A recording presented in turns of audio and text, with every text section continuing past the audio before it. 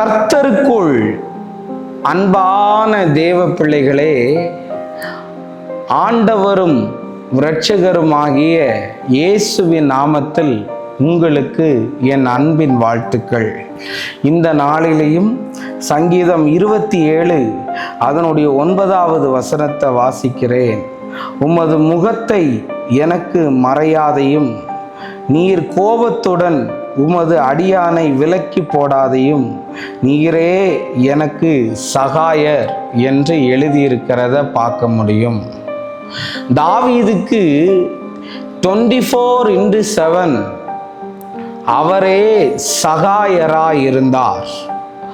உங்களுக்கும் நான் சொல்ல வரேன், எனக்கு இந்த உதவி கிடைச்சா நல்லா இருக்குமே, இந்த இடத்துல இருந்து எனக்கு ஒரு ஆசீர்வாதம் வந்தா நல்லா இருக்குமேன்னு நீங்க ஏங்கி கொண்டிருக்கிற காரியத்துல கர்த்தருடைய கரம் வெளிப்பட போகுதுன்னு விசுவாசிக்கிறேன். நாமே என் பிள்ளைக்கு யாராவது ஒருத்தவங்க ஃபீஸ் கட்டுனா நல்லா இருக்குமேன்னு நினைக்கிறியா?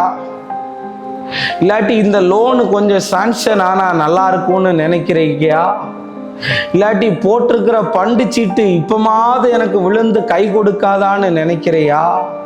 இதெல்லாம் உனக்கு கை கொடுக்கலனாலும் ஆண்டவர் உனக்கு சகாயரா இருக்கிறார்.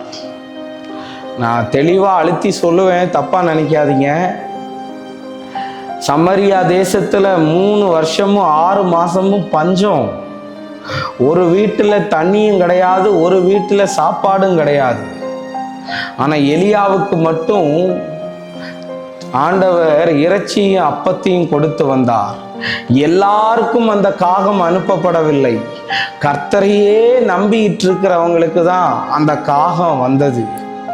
ஆண்டவருக்கு தெரியும், என் பிள்ளை என்னையே நம்பிக்கிட்டு இருக்கிறான்னு அவருக்கு தெரிஞ்சா நான் உதவாம அவருக்கு வேற யாரு உதவுவான்னு நினைப்பா. எல்லாருக்கும் ஒரு பிடிமானம் இருக்கும். ஆனா என் பிடிமானம் எல்லாம் அவரு தான். அவர் எனக்கு உதவி செய்கிற வரையும் எனக்கு யாரும் உதவி செய்ய வேண்டாம்னு நினைக்கிறவன் நான். ஹல்லேலூயா. அவருக்கு தெரியும் உனக்கு யாருமே இல்லைன்னு உதவி செய்ய.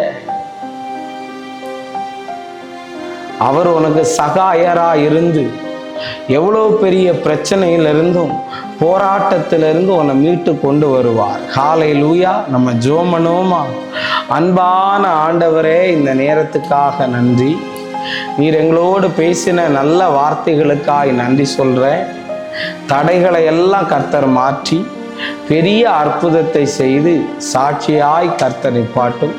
தடைகளை எல்லாம் உடைக்கும்படி ஜெபிக்கிறேன். இயேசுவின் நாமத்தில் வேண்டுகிறேன் நல்ல பிதாவே. ஆமென், ஆமென், ஆமென். God bless you. கர்த்தர் உங்களை ஆசீர்வதிப்பார்.